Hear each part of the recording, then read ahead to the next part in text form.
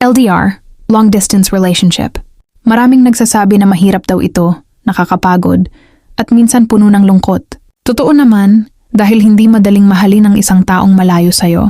Hindi mo siya mayayakap kapag gusto mong umiyak, hindi mo siya mahahawakan kapag kailangan mo ng lakas, at hindi mo siya makakasama sa mga simpleng bagay na gusto mong gawin araw-araw. Pero kahit ganun, pinipili pa rin kitang mahalin.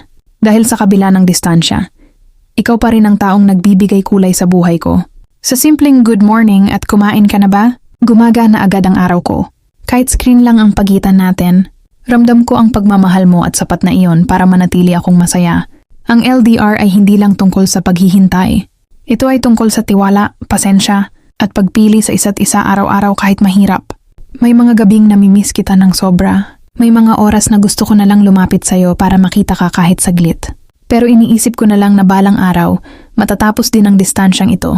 Darating din ang panahon na hindi na natin kailangan ng screen para makita ang isa't isa. At kapag dumating ang araw na iyon, lahat ng lungkot, pagod, at paghihintay magiging worth it. Dahil ang totoong pagmamahal, kahit gaano kalayo, marunong manatili.